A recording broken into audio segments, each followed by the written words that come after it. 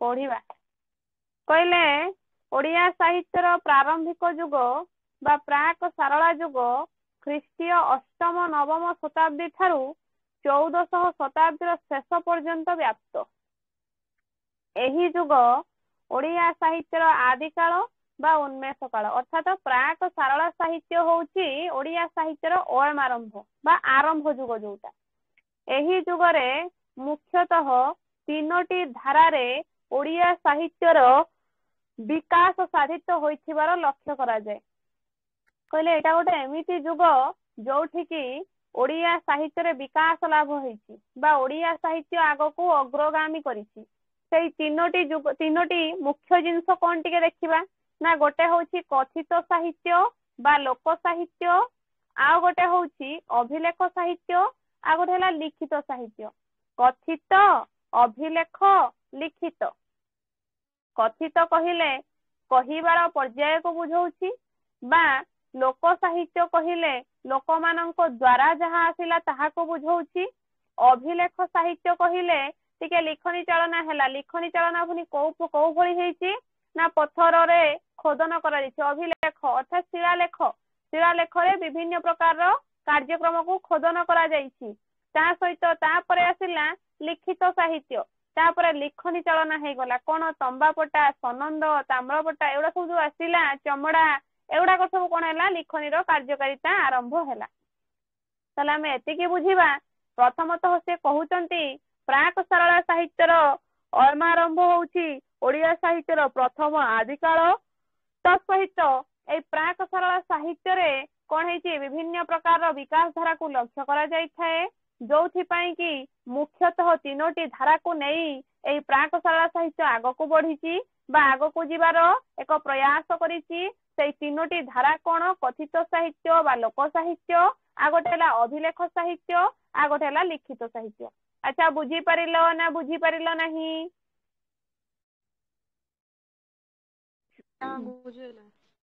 बुझीला तापर कोन कहले देखो प्रथम पॉइंट आसिला कथित साहित्य बा लोक साहित्य देखिबा कथित साहित्य लोक साहित्य कोन टिके हमें नजर पकेइबा कहले ओडिया भाषा रे विधिबद्ध साहित्य लिखित हेबा बहु पूर्वरु ढगढमाळी नीति वचन कांदणा कृषक गीति दोली गीति नाना प्रकार लोक कहानी इत्यादि लोक मुखरे प्रचलित होई आसुथिबारु ए सब को मौखिक साहित्य कथित साहित्य बा लोक साहित्य भावरे ग्रहण करा जाय जेतेबेले प्रथमे मु तम मानकर गोटे डेमो क्लास नेइथिली प्रथमे जेतेबेले मु तम माननको बुझेइथिली ए सब विषय कहिथिली कांदणा गीत नारीटीए विवाह बंधन रे बांधिवा पूर्वरु गाँ साई पड़िसार नारी माने आसी कोन करिथांती ताको कांदिबा शिखैथांती केमिति कांदिबु से संपर्क रे शिखैथांती से कथा कहिथिली कृषकटीए जेतेबेले अत्यंत भावरे कोन हे परे थकी पड़े क्लांत हेई पड़े ता क्लांत को दूरीभूत करिबा पई से मध्य कोन करिथाय गीत टिके बोली थाय कृषक गीत कहिथिली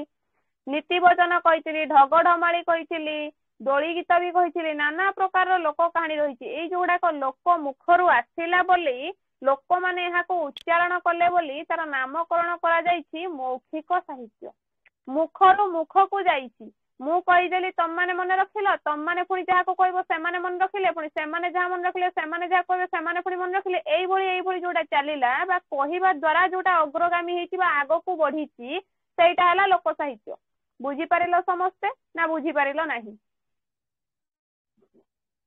आज्ञा मैडम कहला लोक शब्दर अर्थ होछि व्यापक ए जो लोक शब्दटा नुह भारी बड़ व्यापक हला पुणी कहूची लोकर अर्थ साधारण जनसमाज भी हेई पारे पुनश्च एहा लोक समग्र भुवन को मध्य बुझाए बुझाउचंती कहले लोकर अर्थ होची लोक शब्दटा होची बहु व्यापक बड़ पुणी कहउचंती ए जो लोकर अर्थ जदि आमे बुझिबा निहाती भाबरे साधारण जनसाधारण जो रहिले साधारण जनसाधारण जो रहिचंती बुझियला जनसमाज जो रही जनसमाज रे जो माने जीवन अतिबाहित करूछंती सेई माने होउछंती कोन रे लोक बुझियला तापर कहउछंती जनसमाज कहिले पल्ली बा ग्रामीण जनता को बुझाए नाही बुझाउछंती कहउछंती जदि जनसमाज कहबो तमे भाबिबोनी जे पल्ली कि जो ग्रामीण ग्राम रे जो माने जीवन यापन अतिबाहित करछन सेही मानको बुझेइबो ता नुह तले काहा को बुझौची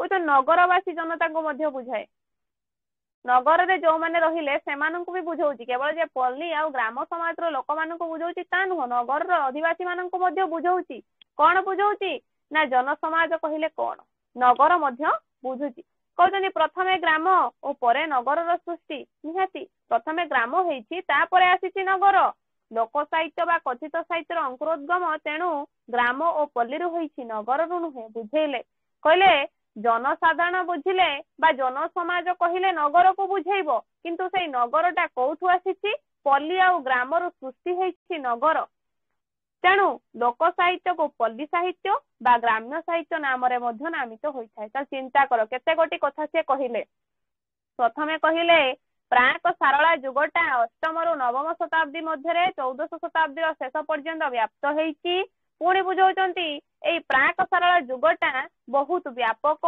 बा आगको बढ़िछि बा एहा होछि आदि बा आरंभ ओडिया साहित्य रे इतिहास बुझिबा को गले प्राक सारला साहित्य रो अयम आरंभ पुणी कहउचंती एई जो प्राक सारला साहित्य आगको बढ़िछि बा आगको कोन हेछि व्यापक हेछि बा बढ़िबारे लागिछि सेबे तीन गोटी मुख्यतः तीन गोटी धारा को नेकी जाइछि गोटे होछि कोन कहली कथित साहित्य बा लोक साहित्य तापर आसला अभिलेख साहित्य तापर आसला लिखित साहित्य ए जो कथित साहित्य बा कोन लोक साहित्य कहिले आमे कोन बुझिबा से बुझौचंती कहउचंती बहु पूर्वरु जो सब एबे तो नाही ना बहु पूर्वरु थिला ढग ढमाळी कांदना गीत तमानगर जो अछि दोली गीत कृषक गीति नाउरिया गीति सगड़िया गीति जो सब रहिछि एगुडा को नै कि सब कोन हेतला लोक साहित्य गढी उठिता से माननको मुखरु सुनिला परे ताको मन रखि पुणी जणे गाइछि ताको मन रखि आउ जणे गाइछन्ति पुणी ताको मन रखि आउ जणे गाइछन्ति एई बळी मन रखि जो सब गाई देई गले सेगुडी को कोन हैला कथित साहित्य बा लोक साहित्य एई कथित साहित्य और लोक साहित्यर परिसर होछि व्यापक एई कथित साहित्य और लोक साहित्य को मध्य मौखिक साहित्य नाम रे नामित करा जाय थाए आ एई कथित साहित्य और लोक साहित्य कोठु आसीछि पल्ली और ग्राम रो सृष्टि होइछि सेथि पई पल्ली साहित्य आ ग्राम्य साहित्य मध्य याको मध्य नाम रे नामित करा जाय थाए पल्ली प्लस ग्राम रो सृष्टि हेछि किए ना नगर साहित्य तापर कोन कइले कहउचंती भारतीय संस्कृति गठित होइछि वैदिक संस्कृति और लोक संस्कृतिर मिश्रण रे वैदिक संस्कृति लोक संस्कृतिर उपरस्तर और अल्प संख्यक विद्वान मानक मध्य सीमित मात्र लोक संस्कृतिर परिसर अति व्यापक लोक साहित्य और लोक संस्कृतिर अंश विशेष यह समग्र जन समाजर साहित्य तेणु लोकरत्न डॉक्टर कुंज बिहारी दास लोक साहित्यर संज्ञा निर्णय करी कहंती जेउ साहित्य को महान विद्वान ठारू गंडमूर्ख पर्यंत समस्ते बुझी पारंती ताको ही लोक साहित्य कहजे कहिले कुंज बिहारी दास बढ़िया कथा बोधे कहिले कोन कहिले करे जो साहित्य को महान महान ज्ञानी गुणी माने बुझी पारुथबे ता सहित जे मूर्ख किछि जानि नथिबो से भी बुझी पारुथबो सेटा हबो लोक साहित्य सेटा हबो कथित साहित्य लोकगीतर अन्यतम सफल संग्राहक श्रीजुक्त चक्रधर महापात्र लोकगीत और ग्राम्य गीतर जो संज्ञा प्रदान करिसंती ताहा अधिक यथार्थ मने हुए तांको भाषा रे जेउ कविता माने एबे मध्य मुखे मुखे रही आसीछि केबे हेले ग्रंथ भाव रे परिचित हेबार सुजोग लाभ करी नाही बा कोनोसी व्यक्ति द्वारा केउ अज्ञात कोण रे सृष्टि लाभ करी तार विचक्षण महक रे से समाज रे जन समाज रे कोणे कोणे प्रचारित होई सार्वजनीन होई परिछि सेही माननको ही ग्राम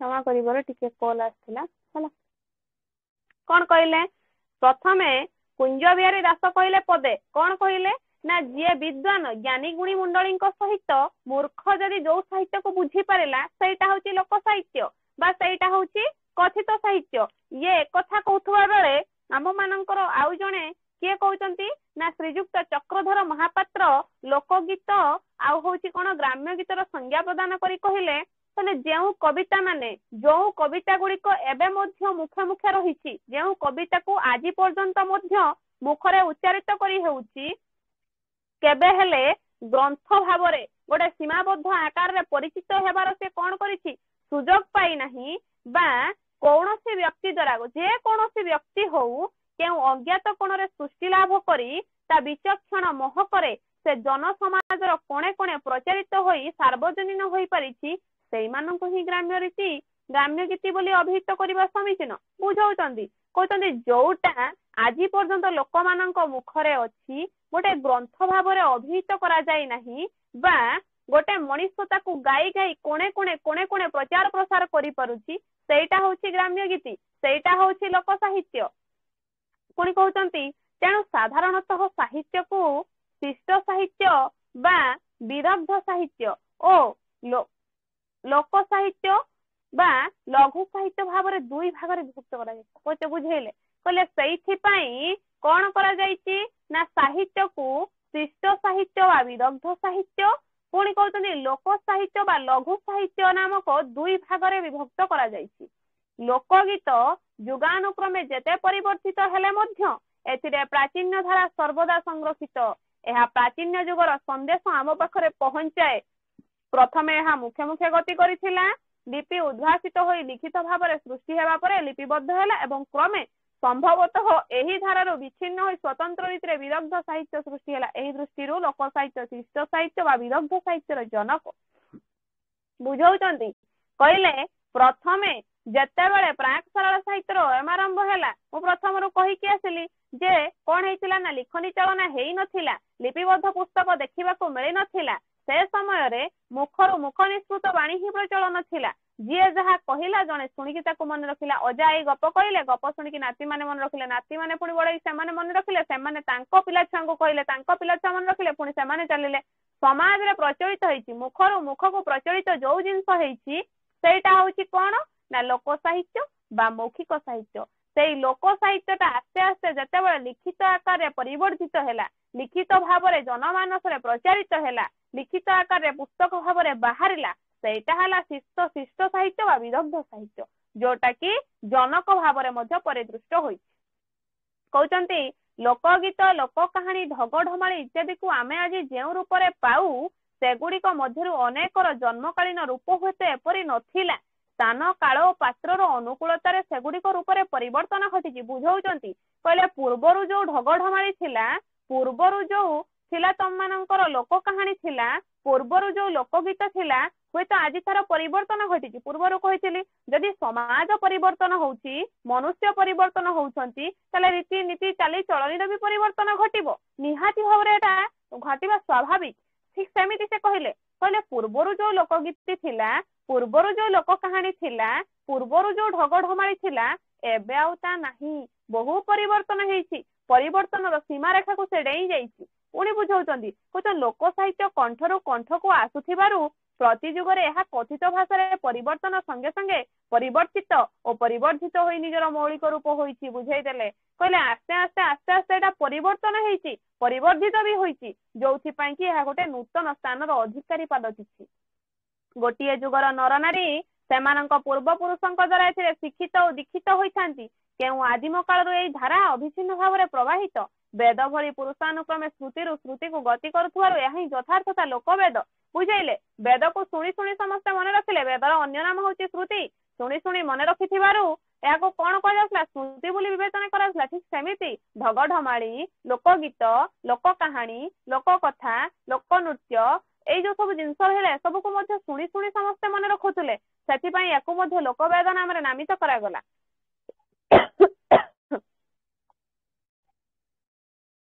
ତାପରେ ଦେଖ, କହିଲେ ରଚୟିତା, ଲୋକଗୀତର ରଚୟିତା ଜଣେ ନୁହଁ, ଅଗଣିତ। ନିହାତି ଲୋକଗୀତ ଯେ ଜଣେ କହିଦବ ତାହା ତ ନୁହଁ ନା, ତାର ରଚୟିତା ଅଗଣିତ ରଚୟିତା। ପୁଣି ଏହା କୌଣସି ଏକ ନିର୍ଦ୍ଦିଷ୍ଟ ଦଳ ବା ସମ୍ପ୍ରଦାୟର ନୁହଁ।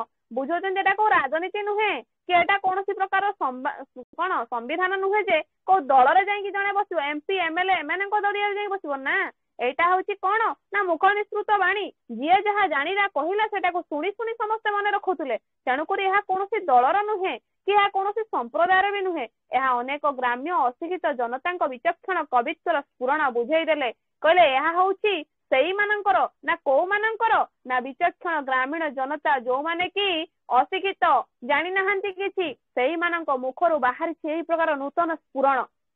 କହୁଛନ୍ତି ଏକ ନିର୍ଦ୍ଦିଷ୍ଟ ଅଞ୍ଚଳରେ ରଚିତ ହେଲେ ହେଁ ଏହା ତୁଣ୍ଡରୁ ତୁଣ୍ଡକୁ ପ୍ରସାରିତ ହୋଇ ଗ୍ରାମରୁ ଗ୍ରାମ ଓ ଶେଷରେ ସମଗ୍ର ପ୍ରଦେଶକୁ ବ୍ୟାପିଯାଏ। କହିଲେ କଣ କହିଲେ?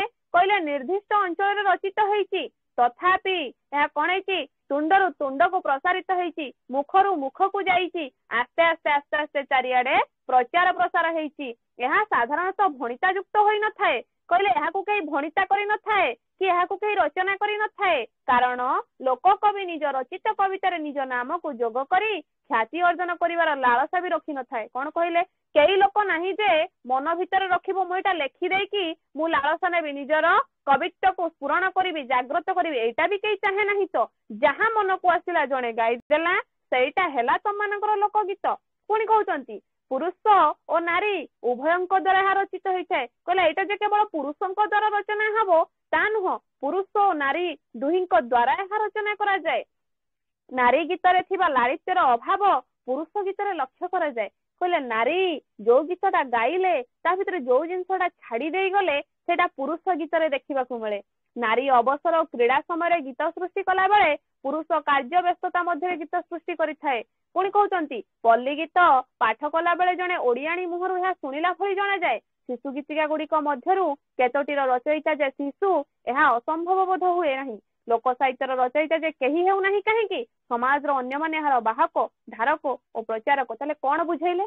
କହିଲେ ଲୋକ ସାହିତ୍ୟ ଯେ କେବଳ ଜଣେ ଶିକ୍ଷିତ ଲେଖିପାରିବ ତା ନୁହଁ, ଲୋକ ସାହିତ୍ୟ ସେଇମାନଙ୍କ ପାଖରୁ ଆସିଥାଏ। କୋଉମାନେ? ନା ଯୋଉମାନେ ଅଶିକ୍ଷିତ, ଯୋଉମାନେ କିଛି ଜାଣିନାହାନ୍ତି, ତାଙ୍କ ମୁଖରୁ ହଠାତ୍ ଯାହା ପ୍ରବାହମାନ ଧାରାରେ ବହି ଆସିଲା ସେଇଟା ହେଲା ଲୋକ ସାହିତ୍ୟ, ସେଇଟା ହେଲା ଲୋକ ଜୀବନ, ସେଇଟା ହେଲା ଲୋକ ସଂସ୍କୃତି। ରୀତି ନୀତି ଚାଲି ଚଳଣି ସବୁକୁ ନେଇକି ଗଢି ଉଠିଛି ତମମାନଙ୍କର କଣ? ନା ଲୋକ ସାହିତ୍ୟ।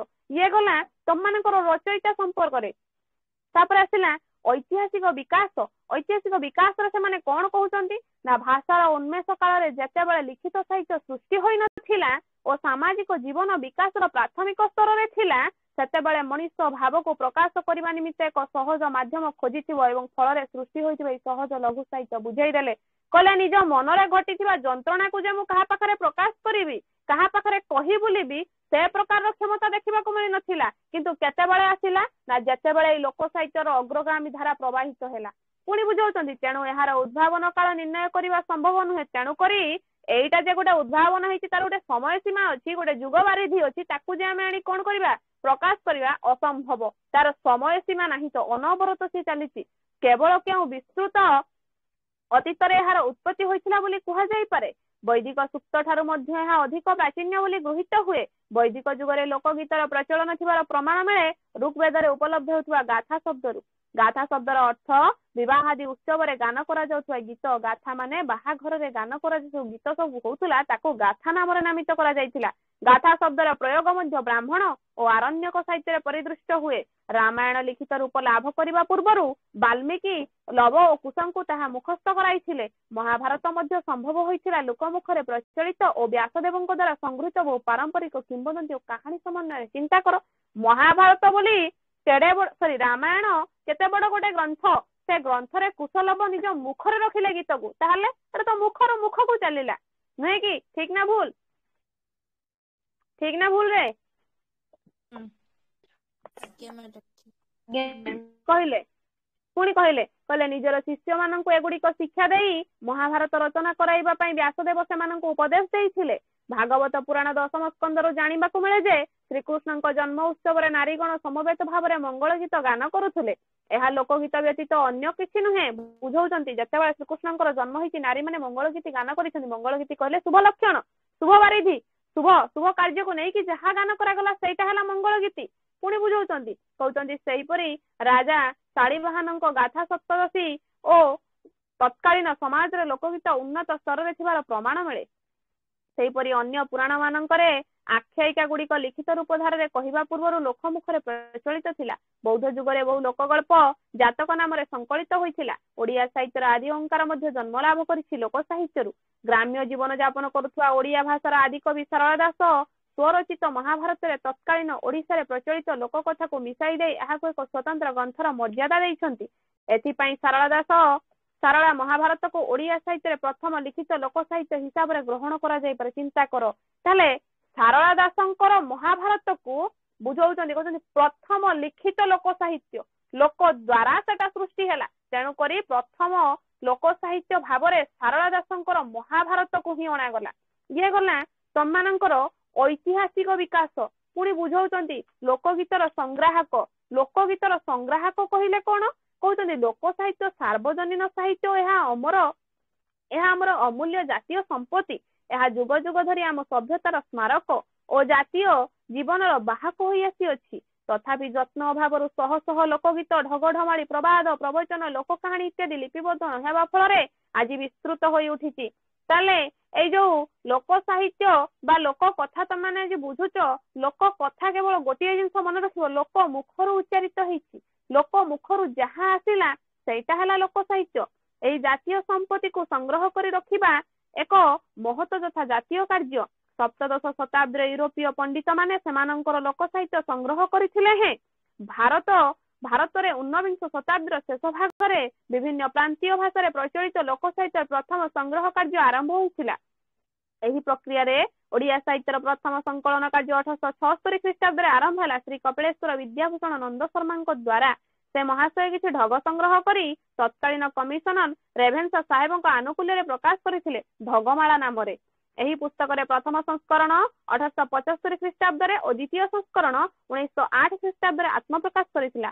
ଏହାପରେ ଶ୍ରୀ ନୀଳମଣି ବିଦ୍ୟାରତ୍ନ ଓ ଅପର୍ଣ୍ଣା ପଣ୍ଡା, ମୁନ୍ସି ଶେଖ ଅବ୍ଦୁଲ ମଜିଦ, ଶ୍ରୀ ଚନ୍ଦ୍ରଶେଖର ବାହିନୀପତି, ଶ୍ରୀ ରାଘବାନନ୍ଦ ଦାସ, ପଣ୍ଡିତ ଭଗବାନ ହୋତା, ଶ୍ରୀ ଗୋପାଳଚନ୍ଦ୍ର ପ୍ରହରାଜ ପ୍ରମୁଖ ଲୋକ ସାହିତ୍ୟ ପ୍ରେମୀ ବିଦ୍ୱାନଗଣ ଓଡ଼ିଆ ଲୋକ ସାହିତ୍ୟ ସଂଗ୍ରହ କ୍ଷେତ୍ରରେ ଅଗ୍ରଣୀ ଥିଲେ। ତାହେଲେ ଆସ୍ତେ ଆସ୍ତେ କଣ ହେଇଛି?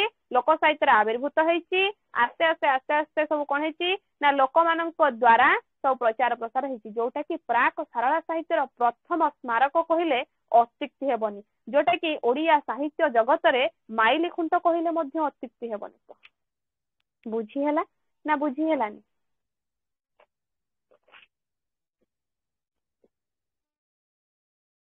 ବୁଝି ହେଲା?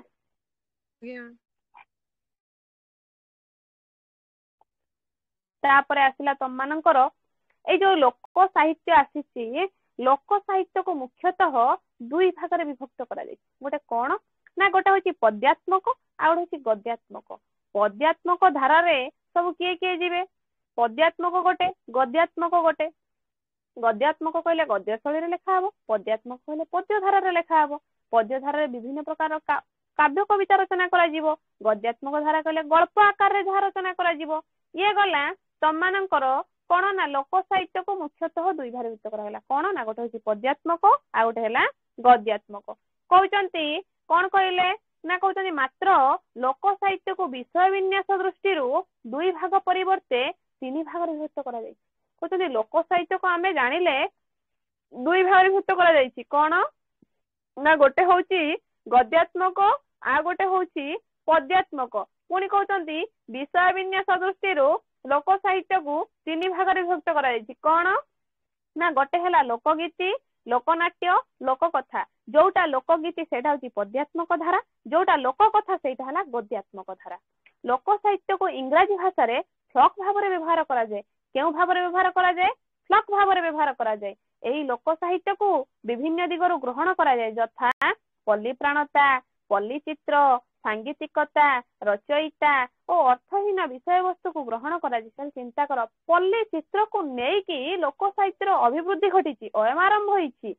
ସାହିତ୍ୟକୁ ଯଦି ମନୁଷ୍ୟର ଶରୀର ଭାବରେ ଗ୍ରହଣ କରାଯାଏ, ସଂସ୍କୃତି ହେବ ତାର ଆତ୍ମା।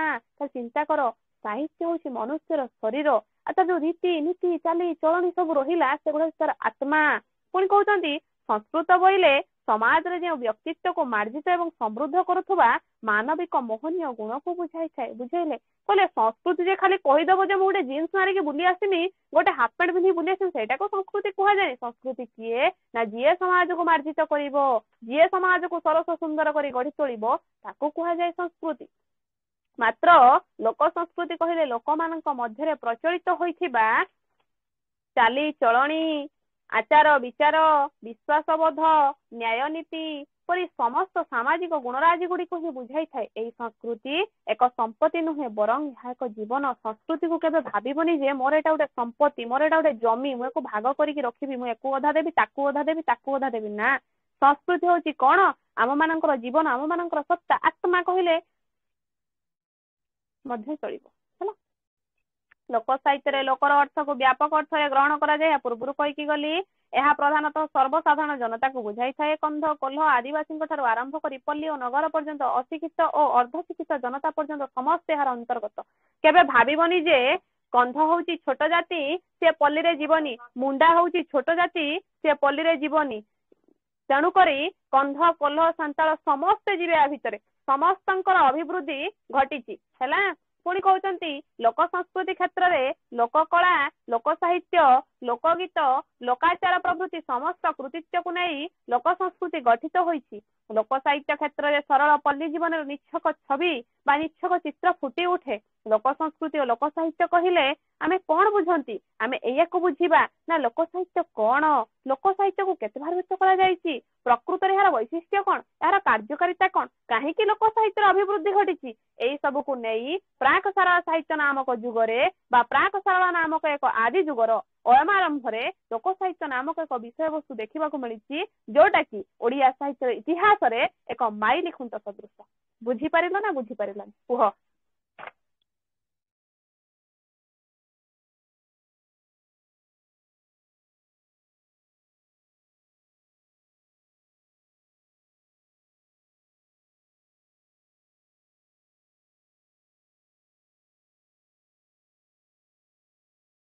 बुझी पारल ना बुझी पारलनी कह बुझीला आज्ञा मैडम ये हूँ तुम मानकर लोक साहित्य नेक्स्ट क्लास पढ़ा आम कौन अभिलेख साहित्य है 9टारे ओष पिलांकर क्लास अच्छी ओष पिला क्लास सरिले 9 ରୁ 10 मु पुणी आसबि तुम मान प्राक सारला साहित्य पढ़ेगा बुझी पारिल ना बुझी पारिल नहीं